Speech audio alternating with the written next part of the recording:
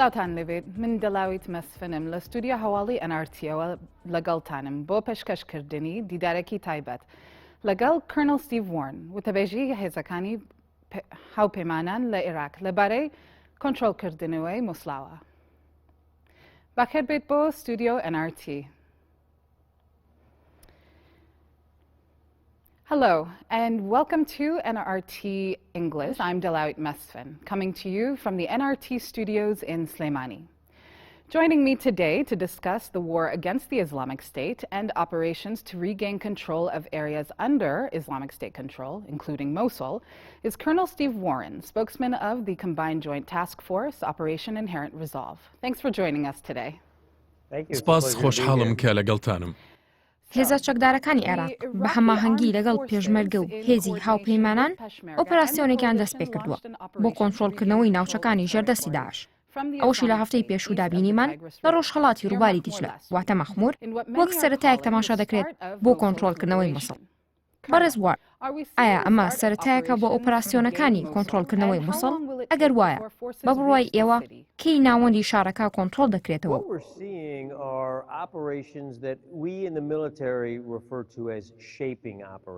بەڵێ ئۆپراسیۆنەکانی ئێمە جۆرێکە لە ئۆپراسیۆن کە لە بواری سەربازیدا پێی دەوترێت دروستکردنی چوارچێوەیەک بۆ ئۆپراسیۆن. ئەوەش بەمانای کە ئۆپراسیۆنەکانی ئێمە دەبنە ڕێخۆشکەرێک بۆ ئۆپراسیۆنە سەرەکیەکە کە ئۆپراسیۆنی ڕزگارکردنی ناوەندی شاری موسڵە. لە ڕاستیدا ئۆپراسیۆنەکە ماوەیەک لەمەوە پێش دەستی پێکردووە. سەرەتاش بەڕێگەی هێرشی ئاسمانی. هێرشە ئاسمانیەکانیشمان پێگەکانی داعش لە دەوروبەری مووسڵ دەکاتە ئامانج لە دژی سەرکردەکانی داعش لە ناو مووسڵ و کارگەکانی چەک و تەقەمەنی داعشیش دەکەنە ئامانج. ئەم شێوازەی ئۆپراسیۆنەکان بەردەوامە. هەروەها ئۆپراسیۆنی زەمینیش هەر بەردەوامە. بۆ نمونە کاتێک چەند مانگێکی لەمەوبەر پێشمەرگە قەزای شنگاڵی ڕزگار کرد، ئەمانە ڕێگە خۆشکەری ئۆپراسیۆنەکانی دواترن، چونکە هاوکاریەکانی لە نێوان مووسڵ و ڕقەدا بڕی. ئەوەشی ئێستا لە مەخموور دەیبینن بەشێکە لەو ئۆپراسیۆنانە.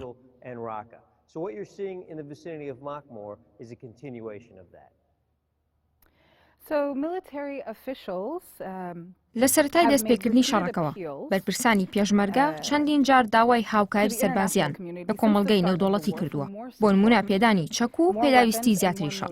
ئایا پێشمەرگە چاوەڕوانی زیادبوونی ڕاهێنان و ڕاوێژکاری و وەرگرتنی چەکی زیاتر بێت لە کۆمەڵگەی نێودەوڵەتیەوە بەتایبەت بۆ شەڕی کۆنتڕۆڵکردنەوەی مووسڵ؟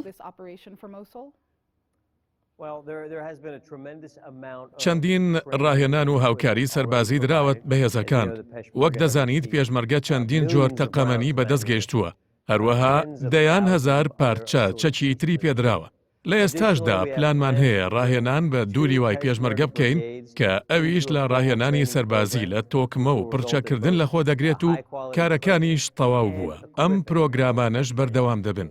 وەزیری بەرگری ئەمریکا لەگەڵ وڵاتانی دیکەی هاوپەیماناندا کار دەکات تا هاوکاریەکانیان زیاتر بکەن. ئێمەش پێشبینی دەکەین چەک و تەقەمەنی زیاتر بنێردرێت بۆ عێراق. لە کۆتاییشدا ئەوە حکوومەتی ناوەندی عێراقە کە ئەم هاوکاریانە دابەش دەکات بەسەر گۆڕەپانەکانی جەنگدا. بەرپرسە سەربازیەکان باس لەوە دەکەن کە پێشمەرگە هێزی پشتیوانی و هەواڵگیری بووە لە ئۆپەراسیۆنەکانی هەفتەی ڕابردووی مەخمووردا. ئایا بارودۆخەکە بۆ جۆرە بەردەوام دەبێت یان لە داهاتوودا پێشمەرگە ڕۆڵێکی کاراتر و باشتر دەبینێت؟ دەکرێت چاوەڕوانی چ جۆرە بەشداری پێکردنێکی پێشمەرگە بکەین لەم شەڕەدا، هەم لەم جۆرە ئۆپەراسیۆنەدا و هەم لە ئۆپەراسیۆنی کۆنتڕۆڵکردنی ناوەندی مووسڵخۆشیدا؟ سەرەتا بەشداری و ڕۆڵی پێشمەرگە لە ڕادەبەدەر بووە. لە ساڵی ڕابردووەوە پێشمەرگە چەندین شوێنی گرنگی لە ژێر دەستی چەکدارانی داعش ئازاد کردووە کە لە باکووردا لە ژێر دەسەڵاتیا بووە. دواتریش بەشداری پێشمەرگە لەم ئۆپراسیۆنە تایبەتەدا بە پێی کات دەگۆڕدرێت. لەم ئۆپراسیۆنە تایبەتەی دەوروبەری مەخمووردا پێشمەرگە ڕۆڵی پشتگیری دەبینێت. ئەمەش مانای ئەوە نییە کە لە بەرەو پێشچوونی ئۆپراسیۆنەکەدا هەمان ڕۆڵی پشتگیری دەبینێت. بەڵام زانیاری ورد لەسەر ئەوەی کێ سەرکردەی ئۆپراسیۆنەکەیە و کێ هاوکاری دەکات، ئەوە زانیاری نهێنی ئۆپراسیۆنەکەن و دەیپارێزین هەتاوەکو زانیاریەکانمان بە تەواوی پێدەگات. کەواتە تو بە کارەکانی پێشمەرگە دەڵێیت لە ڕاددە بەدەرنە ئاسایی. ئایا بەپی هەڵسەنگاندنەکانت دەڵێیت هیچ شوێنێک هەیە کە تێیدا پێشمەرگە پێویستی بەوە بێت کارەکانیان باشتر بکەن لە شەڕەکەدا؟ هێزی ئەمریکا هەموو هەوڵێک دەدات بۆ ئەوەی ئۆپراسیۆنەکان بە باشی بەڕێوە بچن و با دڵنیاییشەوە ئەو هاوکاریانەی دەدرێت بە پێشمەرگە لە سەر و هەمووشیانەوە. وەزیری بەرگری ئەمریکا وتی کە هێزەکانی پێشمەرگە تاقی کراونەتەوە و ئەو هێزە بوون کە چاوەڕێمان دەکرد کە ئەویش هێزێکی بەتوانا و هەندەر لە سەر زەوی کە ئەوێت شەڕی ئەم دوژمنە بکات. باشە، ئێستاش سەبارەت بە قسەکردن لەسەر هێزە کوردیەکان. پەکەکە دەڵێت گەریلاکانی بەشداری دەکەن لە ئۆپەراسیۆنی کۆنتڕۆڵکردنەوەی مووسڵدا. حەشدی شعبیش باز لە بەشداریکردنی دەکات. ئایا هەڵوێستی هاوپەیمانی نێودەوڵەتی چییە بەرامبەر ئەو هێزانەی بەشداری ئۆپەراسیۆنەکە دەکەن؟ یەکەم بە دڵنیاییەوە ئێمە ئۆپراسیۆن لەگەڵ ڕێکخراوێکدا ئەنجام نادەین کە خراپێتە لیستی تیرۆری نێودەوڵەتیەوە. دووهەم ئەوە حکوومەتی عێراقە کە بڕیار دەدات چیە شەر دەکات و لە کوێوە دەست پێ دەکات. ئەمە بڕیارێک نییە کە هاوپەیمانان بیدات، ئەمە بڕیاری حکوومەتی عێراقە. حکوومەتی عێراق لە نزیکەوە کار دەکات بۆ ئەوەی لەگەڵ هێزی پێشمەرگە و حەشدی شعبی و پۆلیس هێزێکی تێکەڵی گونجاو بۆ هەر بەشێکی ئۆپراسیۆنەکە دابینکات، چونکە هەر هێزە و توانایەکی تایبەتی خۆی هەیە.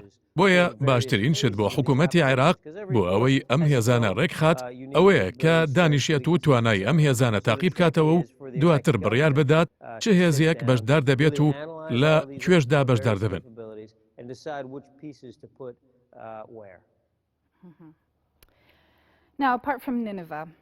لە ئێستادا جیا لە مووسڵ حەویجەش پێگەیەکی سەرەکی داعشە لە کەرکووک و لە هەندێ شوێنی ئەمباریش هێشتا داعشی تێدا ماوە. ئایا چەندە گرنگە پێش کۆنتڕۆڵکردنەوەی مووسڵ ئەو ناوچانە کۆنتڕۆڵ بکرێنەوە؟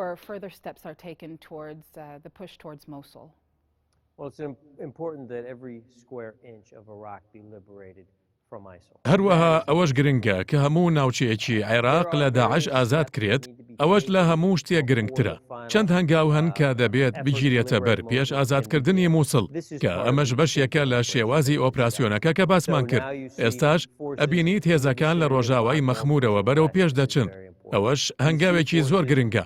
لەلایەکی ترەوە هێزەکانی عێراق لە ڕوومادی هەوڵی پاکردنەوە و سەقامگیریکردنی شارەکە دەدەن، یان لە باکووری ڕوومادی لە شاری هیت هێزەکانی عێراق فشاریان خستۆتە سەر دوژمنەکانیان. هەمان شت لە فەلوجە و ئەو شوێنانەی تریش کە لە دەوروبەری شەڕەکەدان. ئەوەش زۆر گرنگە کە لە چەندین لاوە فشار بخرێتە سەر ئەم دوژمنە، چونکە کاتێک دوژمن لە چەند شوێنێکەوە دوور خرایەوە و لە لایەکەوە فشاری خرایە سەر و هێرشی کرایە سەر، ناتوانێت لە لاکەی ترەوە هێرش بکات. دووبارە ئێمە ناتوانین زانیاری تایبەتی بدەین لەسەر ئەوەی شارێک ئازاد دەکرێت دواتر. هەروەها چۆن شەڕەکە بەڕێوە دەچێت، چونکە ئەم زانیاریانە دوژمن ئارەزوو دەکات بیزانێت. ئێمە ئەم زانیاریانە بۆ خۆمان دەپارێزین، هەموو بەشێکی عێراق دەبێت پاک بکرێتەوە، ئازاد بکرێت و ئێمەش پابەندین بۆ.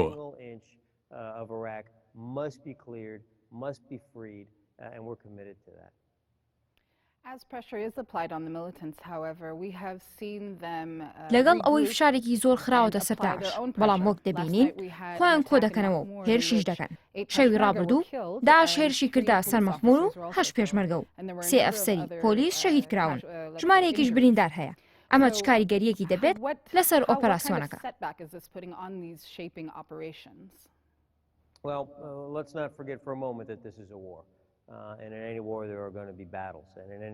با ئێمە لە بیرمان نەچێت ئەمە شەڕە، هەر شەڕێکیش کوژرا و برینداری دەبێت. ئەمەی دوێنێ شەویش بینیمان ئۆتۆمبیلێکی بۆم ڕێژکراو بوو چووە ناو مەخمور و زیانی بە چەند هێزێک گەیاند. ئەوە شتێکی ناخۆشە و هەموو هەوڵێکیش دەدەین تا ئەو هەڕەشانە دوور بخەینەوە. ئەمەش گەڕانەوە نییە بۆ دواوە بە هیچ جۆرێک. ئەمە تاکتیکێکی بچووکە و ناشبێتە هۆی کشانەوەی هێزی پێشمەرگە لەم شەڕە، هەروەها ناشبێتە هۆی کشانەوەی هێزەکانی عێراقیش.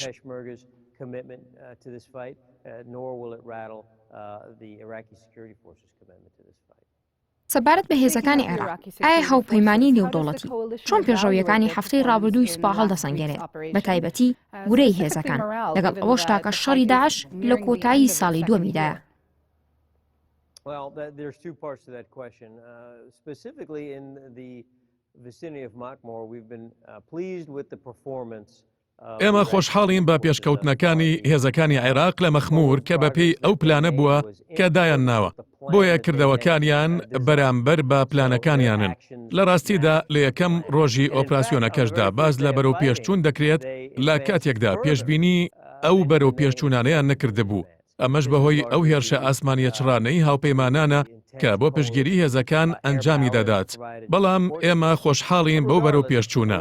دەربارەی هێزەکانی عێراقیش کە ئەمە شتێکە ئەوان باسی لێوە بکەن، بەڵام تێڕوانینی ئێمە ئەوەیە کە هێزە عێراقیەکان سەرکەوتنیان بەدەست هێناوە لە چەندین شوێن، تکریت، بێجی، ڕوومادی و شوێنەکانی تریش. هێزەکانی عێراق چەند سەرکەوتنێکیان بەدەست هێناوە و حەزیشیان لەو سەرکەوتنەیە و زیاتریشیان دەوێت. بۆیە ئێمە دەبینین کە تواناکانیان زیادی کردووە. وەک دەبینن ئێمە ڕاهێنانمان با زیاتر لە 20,000 سەرباز کردووە لە 8 مانگی ڕابردوودا. ڕاهێنانەکان بۆ بەرزکردنەوەی وەرە بووە کە ئەمە شتێکە ئێمە دەیزانین لە سوپای ئەمریکادا. trained more than 20,000 Iraqi soldiers in the last 18 months. Training equals good morale. This is something that we know in the American Army as well. لەگەڵ بوونی چەندین هێزی جیاواز لە گۆڕپانی شەڕدا، ئایا هەماهەنگی و هاوکاریەکان چۆن دەبینن؟ دەکرێت بڵین هەمووان یەک ئامانجیان هەیە؟ لە بارودۆخێکی وەها ئاڵۆزدا هەموو کەسێک بخەیتە هەمان بەشەوە هەمیشە ڕوبەڕووبوونەوەیە. ئەوەش پێ بڵێم هەموو لایەک بە هەمان ئاراسەدا ڕۆڵی خۆی دەبینێت. بۆیە ئێمە کاتێک دەجوڵین کە پێویست بکات بجوڵین. لەوەتەی لێرەین پەیوەندی لە نێوان هاوپەیمانان و حکوومەتی عێراق و سوپای عێراقدا پەرەیسەندووە. پەیوەندیەکانی نێوان ئەندامانی هێزی هاوپەیمانان پەرەیسەندووە. تواناکانمان بۆ کۆکردنەوەی زانیاری و دانانی پلان پەرەیسەندووە. و هەموو ئەمانەش پێکەوە دەبن. کاتی دەوێت، بەڵام ئێمە متمانەمان زۆرە کە لەسەر هەمان ڕێگاین بەردەوام دەبین لەسەر بینینی سەرکەوتنەکان هەروەک چۆن لە چەند مانگی ڕابردوودا بینیمانن.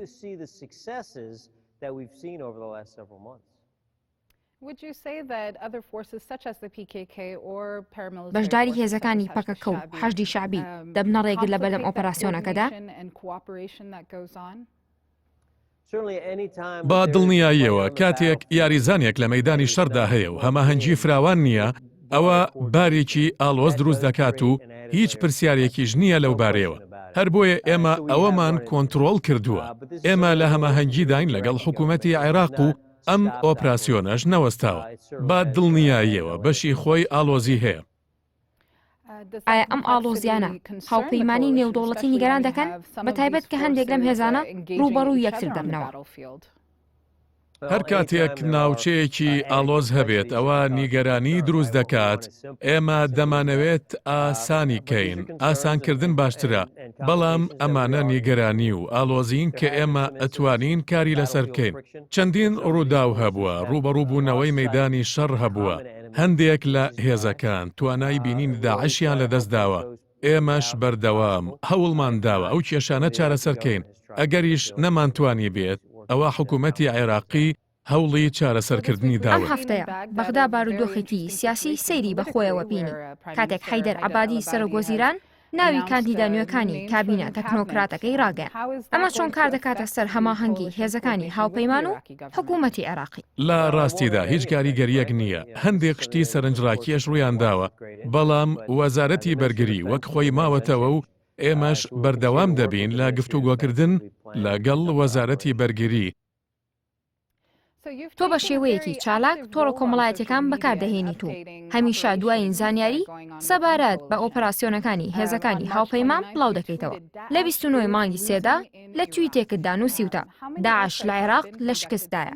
ئایا لە مانگی ئاوی ساڵی 2014ەوە کە دەستان بە هێرشە ئاسمانیەکان کرد چەند هێرشی ئاسمانیتان ئەنجام داوە؟ ئەم هێرشانە چۆن بەرپرسانی دیاریکراوی ناو داعش دەکەنە ئامانج؟ خۆشحاڵم کە چاودێری بابەتەکەمەکەی هەریش کە ئەیەوێت ئاگادار بێت ئەتوانێت فۆلۆی توی OIR سپۆکس بکات. لە دەستپێکردنی ئۆپراسیۆنەکە زیاتر لە 10,000 هێرش ئاسمانیمان ئەنجام داوە. شتێکی گرنگ بزانرێت هەر یەکێک لەو هێرشە ئاسمانیانە چەند ئامانجێکیان پێکاوە. بۆ نمونە یەک هێرشی ئاسمانی دەتوانێت سەنگەرێک لە جێگەی یەکەم و شوێنی هەڵگرتنی چەک و تەقەمەنی لە جێگەی دووهەم لەناو ببات. لەوانەیە بنکەیەک لە جێگەی سێهەم لەناو ببات. ئەم ژمارانە گرنگن و بە کۆی گشتی زیاتر لە 69,000 ئامانجمان لە سەرەتای هێرشە ئاسمانیەکانەوە لەناو بردووە، کەواتە ئەمە هێزێکی گرنگە لە شەڕی دوژمندا بەکارمان هێناوە. ئێمە بڕوامان وایە کردنە ئامانجی بەرپرسانی باڵای دوژمن بەشێکی گرنگ و کلیلی هەوڵەکانمانە لە ناوبردننی داعشدا. کاتێک بەرپرسان دەکەینە ئامانج لە نێوان بەرپرسانی ئەم دوژمنەدا سەر لێ شێوان دروست دەکات. دووهەم شت ئەوەیە کە دەبینین بەرپرسانی دیکە تووشی گومان دەبن و ژمارەی دەستگیرکردن و لە سێدارەدا لە نێوان داعشدا زیاد دەکات.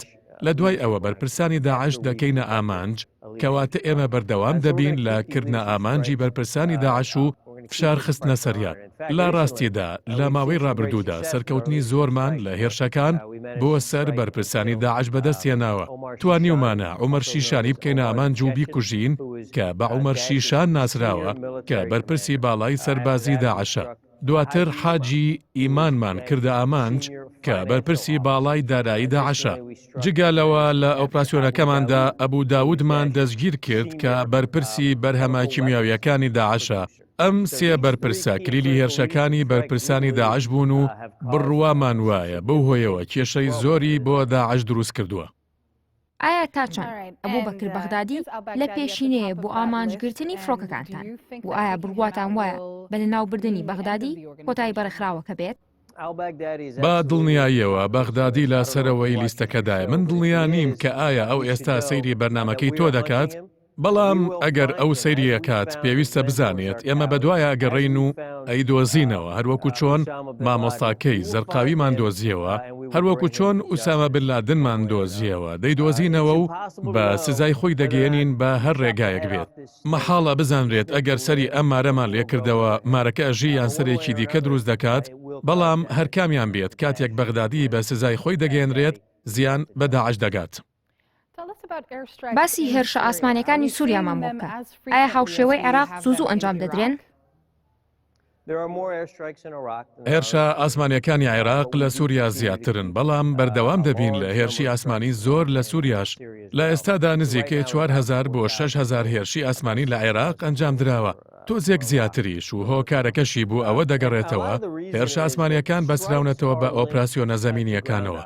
هەر کاتێک سوپای عێراق کە هاوکارێکی زۆر نزیکیانین ئۆپراسیۆن ئەنجام دەدەن، وا دەکات دوژمنان لە کوونەکانیان بێنە دەرەوە بجوڵێن لە ناوچەیەکەوە بۆ ناوچەیەکی دیکە. کاتێک ئەوە ڕوویدا دەبنە ئامانجێکی ئاسان بۆ فڕۆکەکانمان.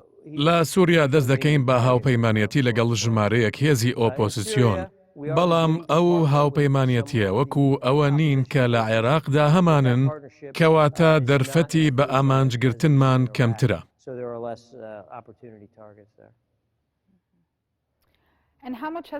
ئایا تا ئێستا ئۆپەراسیۆنەکانی هاوپەیمانان لە دژی داعش تێچوونی چەند بوو و بەڕای ئێوە تا کۆتایی ئەم جەنگە چەند تێچووی دیکەتان دەبێت؟ لە ئێستادا نزیکە 11 ملیۆن دۆلار لە ڕۆژێک تا خەرج دەکەین. دەبێت بە بیرکاریانە حسابی بکەم تا کۆی هەموو تێچووەکان دیاری بکەم، بەڵام 11 ملیۆن دۆلارە لە ڕۆژێکدا. جگە لەوە زیاتر لە 1.6 ملیار دۆلارمان بۆ هاوکاری سەربازی بە هێزە ئەمنیەکانی عێراق بەخشیوە، کەواتە مەحاڵە بزانرێت کۆتا تێچوو چەندە، بەڵام لەم حاڵەتەدا سەرنج تەنها لەسەر دۆزینەوە و لە ناوبردننی ئەم دوژمنەیە. با لە بابەتی داراییەوە بینە سەر هێزی زەمینی، ئایا پێدوایە هێزی زیاتری هاوپەیمانان لە خاک دەبینین لە شێوەی هێزی هاوپەیمانان و ڕاوێژکاری سەربازیدا؟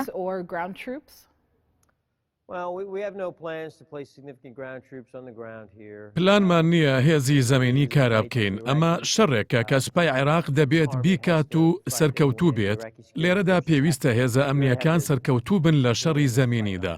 بەشێک لە فەلسەفەی ئێمە ئەوەیە توانە بدەینە هێزە زەمینیە سروشتیەکان بۆ سەرکەوتن لەم شەڕەدا و بەردەوام دەبین لەو فەلسەفەیە. جگەلەوە ئێمە بە دوای ڕێگایەکی دیکەدا دەگەڕێین کە سەرکەوتوو بێت و زیاتر بەردەوامی بەو ڕێگا سەرکەوتووە دەدەین. نازانرێت کامیان دەبێت هێزی زیاتر بێت یاخود وەکو خۆی بمێنێتەوە، بەڵام ئەوە بزانە کاتێک تەکنیک و ڕێگای دیکەی سەرکەوتوو دەدۆزینەوە ئەو ڕێگایانە دووهێندە دەکەین.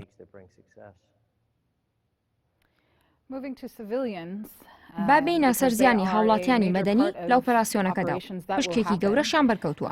ئایا هاوپەیمانان چی دەکەن بۆ کەمکردنەوەی قوربانیانی هاوڵاتیانی مەدەنی؟ ئایا پێت وایە هاوڵاتیان بە گرنگیەوە بڕوان ئەو بڵاوکراوانەی کە بەسەر هاوڵاتیانی نێنەوەدا خراونەتە خوارەوە؟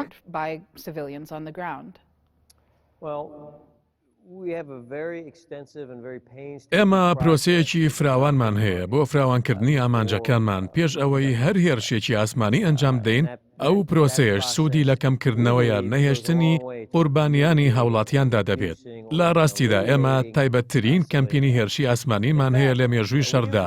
هەرگیز نەبووە کەمپینێکی ئاسمانی هاوشێوە و بەم ڕێژەیە پارێزگاری لە هاوڵاتیان بکات و بە ئەو وزەیی کە ئێمە بۆ ڕێگریکردن لە قوربانیانی هاوڵاتیان هەمانە. ئێمە بەردەوام دەبین و هەوڵ دەدەین قوربانی نەبێت. دەربارەی بڵاوەکراوەکانیش بڕوامان وایە کە بەشێکی گرنگە بۆ پەیوەندیکردنەوە لەگەڵ دوژمنان و هاوڵاتیان. بڵاوەکراوەکانیش تاکە ڕێگە نییە بۆ پەیوەندیکردن و ڕێگەی جۆرا و جۆر هەیە و بڕوامان وایە کە بڵاوکراوەکان ڕێگایەکی کاریگەرە. On the leaflets, we believe that leaflets are one part of a much broader effort to communicate with the civilian population, both in enemy-controlled area and in friendly-controlled area. Leaflets aren't the only answer. There are many ways to communicate, but there's one arrow in the quiver that we can use, and we believe that they're effective. زانیاریەکی زۆر بڵاو بۆتەوە کە داعش سەربازی منداڵ بەکاردەهێنێت و لە ڤیدیۆکانیاندا منداڵمان بینیوە. ئایا هاوپەیمانان هیچ بەرنامەیەکی هەیە بۆ شەڕکردن لەگەڵ ئەو منداڵانەی کە وەکو سەرباز بەکاردەهێنرێن و ڕۆڵی چەکدار دەبینن؟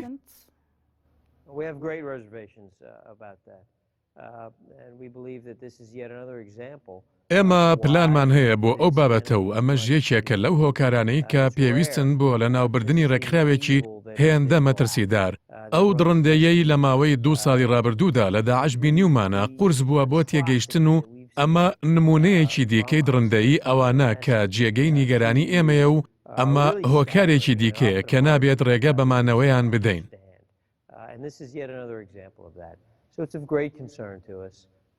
And yet, once again, and we've added 3 or 4 here today, yet another reason why this is an enemy that just cannot be allowed to stand. لە کۆتایی ئۆپەراسیۆنی مووسڵدا کێ بەشداری پاراستنی ئەمنیەتی شارەکە دەکات و کێ کار بۆ سەقامگیرکردنەوەی شارەکە دەکات؟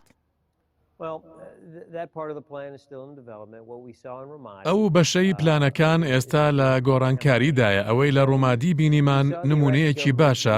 بینیمان حکوومەتی عێراق پۆلیسی ناوخۆ و خۆبەخشی ناوخۆ بەکاردەهێنێت کە کار بۆ سەقامگیری ناوچەکە دەکەن لە دوای ئەوەی هێزە ئەمنیەکان دڵنیاییاندا لە دۆخی ئەمنی ناوچەکە.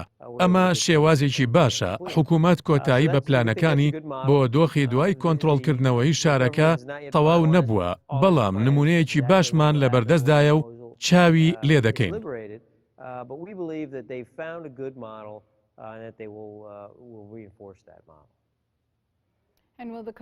ئایا هاوپەیمانان ڕۆڵی گەورەیان دەبێت لە قۆناغی دوای داعشدا؟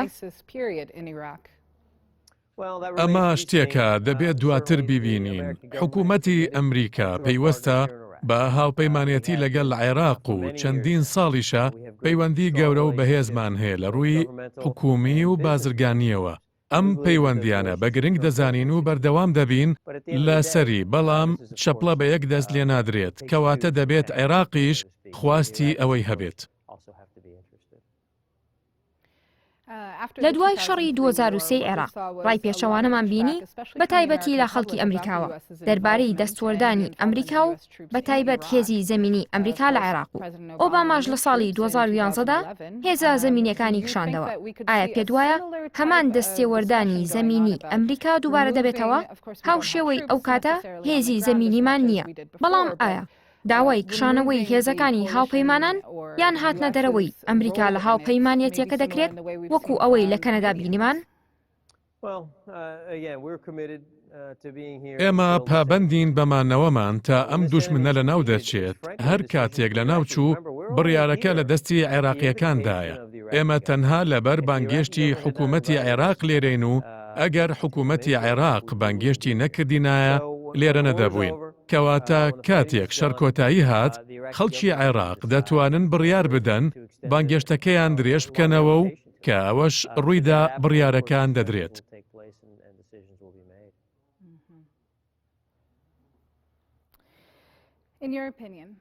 بەڕای تۆ ئایا عێراق ئەو وڵاتەیە کە بتوانێت لە ئەم شەڕەدا سەرکەوتوو بێت؟ چونکە ڕای جیاواز هەیە لە کاتێکدا یادی 100 ساڵەی سایکس بیکۆ نزیک بووتەوە. زۆرێک پرسیاری ئەوە دەکات کە ئایا نەخشەی ڕۆژهەڵاتی ناوەڕاست وەکو خۆی دەمێنێتەوە یان نا. بۆ چوونی هاوپەیمانان لەو بارەیەوە چییە؟ هاوپەیمانان و حکوومەتی ئەمریکا پشتگیری لە عێراقێکی یەکگرتوو دەکات و ئەوەش بۆ چوونی حکوومەتەکەیە.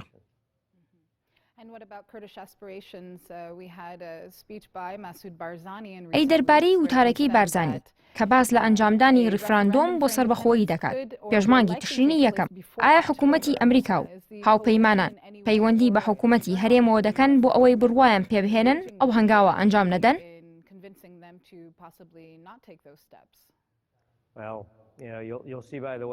وەکو جلەکانم دەبینیت، من تەنها سەربازێکم و شتێکی سادە دەکەم، ئەوی شەڕی تیرۆرە و ئەو پرسیارە سیاسیانە لە پۆستەکەی من گەورەترە. زانیاریمان هەیە کە ئەمڕۆ هێرشێکی دیکەی داعش لە مەخموون ڕوویداوە.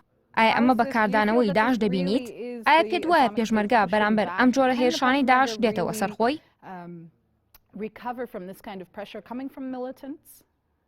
با دڵنیاییەوە پێشمەرگە لەگەڵ ئەم جۆرە هێرشانەدا ڕاهاتووە و ئەمە هێزیەکە کە دەزانێت چۆن شەڕ دەکات و جار لە دوای جار ئازایەتی خۆیان نیشانداوە و ئەم ئۆتۆمبیلە بۆم ڕێژکراوانە هەرچەندە تراژیدیاییە، بەڵام پێشمەرگە ناترسێنێت و بە خۆڕاگری دەمێنێتەوە و بەردەوام دەبێت لە هێرشکردنە سەر دوژمن تا لە ناو دەچێت. فەرماندا ستیڤ وارن، زۆر سپاس دەکەین کە لەگەڵمان بەشدار بووین. دووبارە سپاس. سپاس کە لەگەڵ بووم، زۆر خۆشحاڵ بووم.